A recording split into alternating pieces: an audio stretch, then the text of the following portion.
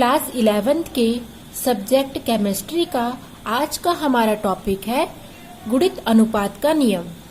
रासायनिक संयोग के कुल 5 नियम बताए गए हैं, जिनमें से हमने नेक्स्ट वीडियो में पहला और दूसरा द्रव्यमान संरक्षण का नियम और स्थिर अनुपात के नियम के बारे में डीपली स्टडी कर लिया है। आज का हमारा तीसरा पॉइंट है गुणित अनुपात का नियम, जिसे हम बहुगुणित अनुपात का नियम भी कहते हैं, लॉ ऑफ मल्टीपल प्रोपोर्शन। तो चलिए इसके बारे में पढ़ना स्टार्ट करते हैं।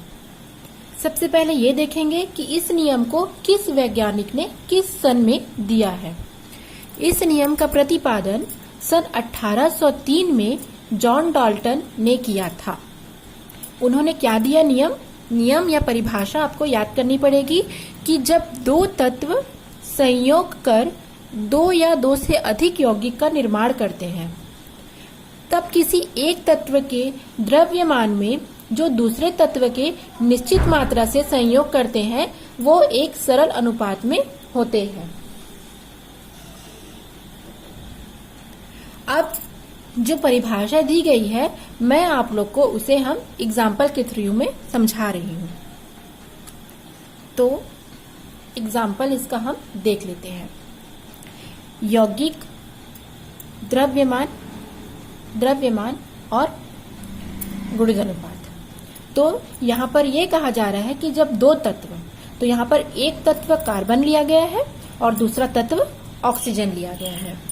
तो जब दो तत्व संयोग करके यौगिक बनाएंगे, पहला यौगिक है कार्बन मोनोऑक्साइड और दूसरा यौगिक है कार्बन डाइऑक्साइड, है ना। तो अब हम कार्बन का और ऑक्सीजन का द्रव्यमान ज्ञात करते हैं। तो कार्बन का द्रव्यमान होता है 12 ग्राम और ऑक्सीजन का द्रव्यमान होता है 16 ग्राम। ठीक उसी प्रकार यहाँ पर कार्बन का 12 ग्राम और ऑक्सीजन का कितना होगा, क्योंकि O2 है तो 32 ग्राम।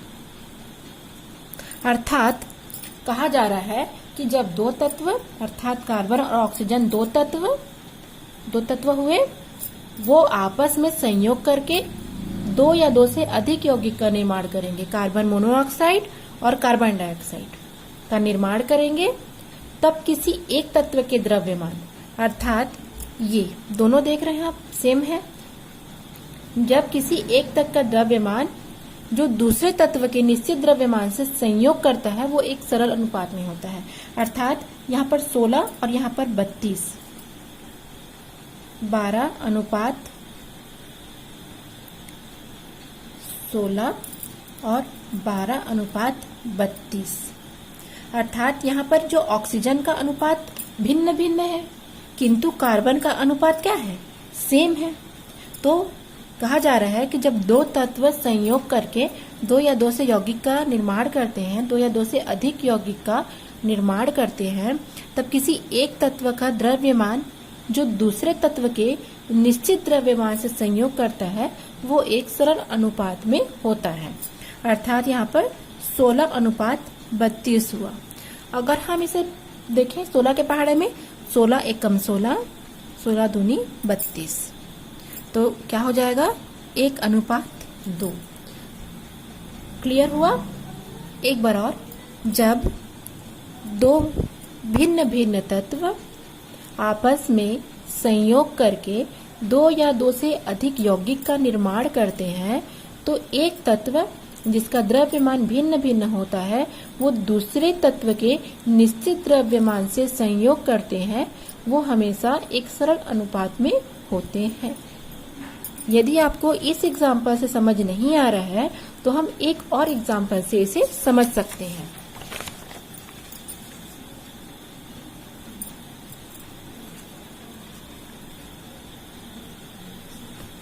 यहाँ पर नाइट्रोजन के ऑक्साइड दिए गए हैं। आप देख सकते हैं, nitrous oxide, nitric oxide, nitrogen trioxide, nitrogen tetroxide, nitrogen pentoxide. अब हम सब के द्रव्यमान ज्ञात कर लेंगे। तो नाइट्रोजन का होता है द्रव्यमान 14 होता है। यहाँ पर N2 लिखा है तो 28, ऑक्सीजन का अनुपात 16, यहाँ पर नाइट्रोजन का 14 अनुपात 16, यहाँ पर पुनः 28 अनुपात 16 का 3 से करेंगे, यहाँ 16 का 4 से करेंगे, यहाँ 16 का 5 से करेंगे तो 48, 64 और 80 आएगा। तो नियमानुसार जब दो भिन्न भिन्न तत्व आपस में संयोग करके दो या दो से अधिक यौगिक का निर्माण करते हैं,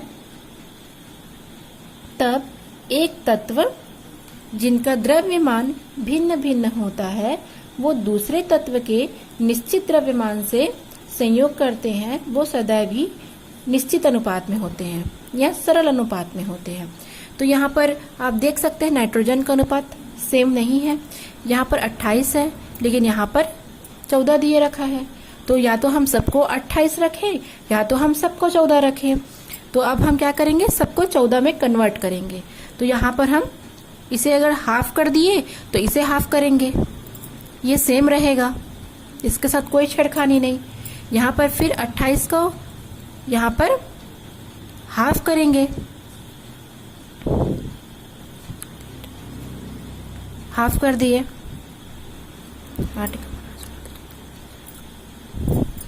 और 80 का हो जाएगा 40। तो यदि हम देखेंगे तो ये 8 के पहाड़े में आता है। 8 अनुपात 16 अनुपात 24 अनुपात 32 अनुपात 40, अर्थात 8 एकम 8, 8 दूनी 16, 8 तिया 24, 8 चौक 32 और 8 पंचे 40। तो लिख सकते हैं। तो आप लोग को क्लियर हो गया होगा कि एक तत्व जिसके द्रव्यमान भिन्न भिन्न है वो दूसरे तत्व के यदि निश्चित द्रव्यमान से संयोग करते हैं वो हमेशा एक सरल अनुपात में होते हैं। तो इस नियम की उदाहरण सहित पुष्टि हो जाती है। अब हम एक और नियम देखेंगे, व्युत्क्रम अनुपात का नियम। ये चौथा नियम है, इसे हम तुल्य अनुपात का नियम भी कहते हैं। यदि एग्जाम में तुल्य अनुपात का नियम पूछा जाए तो आपको कंफ्यूज बिल्कुल भी नहीं होना है। इसे व्युत्क्रम अनुपात का नियम या तुल्य अनुपात का नियम या लॉ ऑफ रेसिप्रोकल प्रोपोर्शन कहते हैं। इस नियम को जे.बी. रीचर ने सन 1792 में प्रस्तुत किया था। परिभाषा हो जाएगी, यदि दो तत्वों की भिन्न भिन्न मात्रा किसी तीसरे तत्व की निश्चित मात्रा से जुड़कर दो यौगिक बनाती है, परंतु यदि वे आपस में भी जुड़कर तीसरा यौगिक बनाए तो आपस में जुड़ते समय उनके भारों में वही अनुपात होता है जो उन दोनों तत्वों का तीसरे तत्वों से संयोग करने में अनुपात था।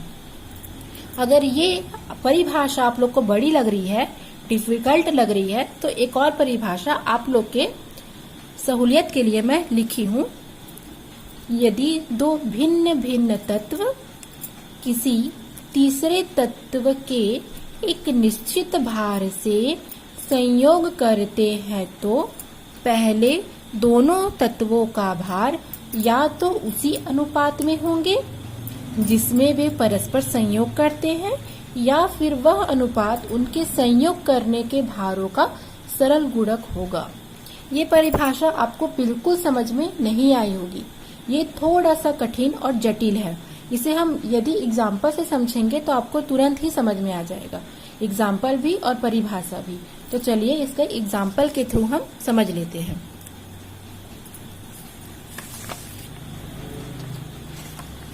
एग्जाम्पल देखते हैं। एग्जाम्पल में और परिभाषा भी आपके सामने रख लेती हूँ ताकि आपको दिक्कत ना हो। तो कहा जा रहा है, यदि दो तत्वों की भिन्न भिन्न मात्रा, यहाँ जो हम भिन्न भिन्न मात्रा उसको रेड कलर में लिखे हैं और जो समान है उसे हम ब्लू कलर में लिखे हैं। तो यदि यहाँ पर दो भिन्न भिन्न तत्व कार्बन और ऑक्सीजन है, उसे तीसरे तत्व के निश्चित मात्रा से अर्थात हाइड्रोजन की एक निश्चित मात्रा से उसे हम क्या करेंगे, जोड़ेंगे या संयोग कराएंगे। तो यहाँ पर कार्बन का परमाणु द्रव्यमान होता है 12 AMU, हाइड्रोजन का होता है, हाइड्रोजन के एक परमाणु का होता है 1 AMU और ऑक्सीजन का होता है 16 AMU। एटॉमिक मास यूनिट होती है इसकी इकाई। तो यदि दो भिन्न भिन्न तत्व किसी तीसरे तत्व के निश्चित मात्रा से जुड़ करके यौगिक का निर्माण करते हैं, यहाँ दो यौगिक बन रहे हैं, कार्बन और ऑक्सीजन जो भिन्न भिन्न तत्व हैं वो हाइड्रोजन से संयोग करके दो भिन्न भिन्न यौगिक मीथेन और जल का निर्माण कर रहे हैं।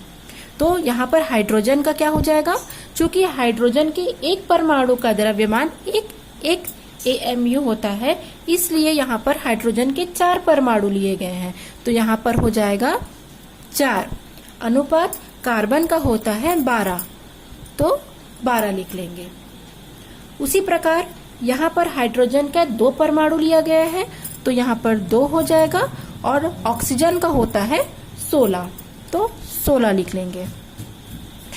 तो नियम अनुसार, नियम जब ये कह रहा है कि वो आपस में जुड़ करके तीसरा यौगिक यदि बनाते हैं तो उनका भारों का भी वही अनुपात होगा जो उन दोनों तत्वों के अनुपात में होता है।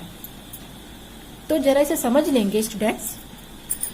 यहाँ पर हाइड्रोजन का अनुपात समान नहीं है, तो अब क्या करें, समान करने के लिए हम इसे 2 से मल्टीप्लाई कर लेंगे। तो क्या हो जाएगा, ये हो जाएगा। अब देखिए यहाँ पर 4 और यहाँ पर भी 4। तो यह कहा जा रहा है कि जब दो भिन्न भिन्न तत्व किसी तीसरे तत्व की निश्चित मात्रा से जुड़ेंगे या उनसे जुड़ करके या संयोग करके तीसरे यौगिक का निर्माण करेंगे, तो जो एक तत्व का जो निश्चित मात्रा होता है उसका जो अनुपात होता है वो यदि दूसरे तत्व के मात्रा से संयोग करेंगे तो वो हमेशा एक निश्चित अनुपात में होंगे। अर्थात यहाँ पर कार्बन और ऑक्सीजन का अनुपात कितना है, कार्बन और ऑक्सीजन का अनुपात यहाँ पर 12:32 है। ठीक है, यहाँ पर 12:32 है।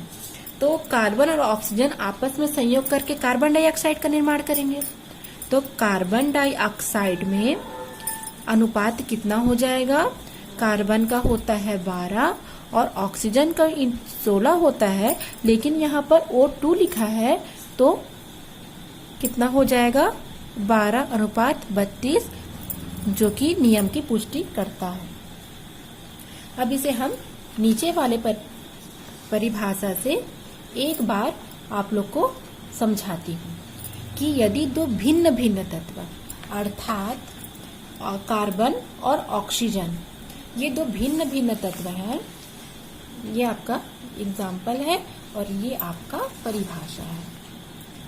तो जब दो भिन्न भिन्न तत्व कार्बन और ऑक्सीजन किसी तीसरे तत्व के निश्चित मात्रा से या निश्चित भार से संयोग करते हैं तो उन दोनों का जो भार होता है या तो वो उसी अनुपात में होगा जिसमें वो संयोग किए होते हैं, या फिर उनका अनुपात संयोग करने वाले भारों का सरल गुणक होगा।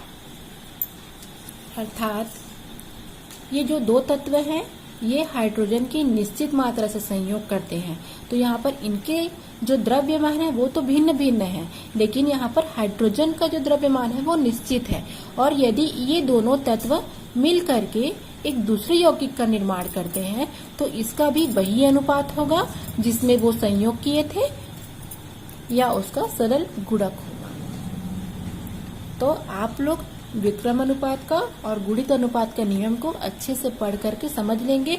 ये बहुत ही इम्पोर्टेंट है और बहुत ही डिफिकल्ट है, थोड़ा कठिन है। ये द्रव्यमान संरक्षण के नियम और स्थिर अनुपात के नियम से थोड़ा कठिन है, लेकिन इतना भी नहीं है कि आप लोग ना समझ पाए। आप लोग इसे एग्जाम्पल के थ्रू समझ लेंगे और परिभाषा को अच्छी तरीके से याद कर लेंगे।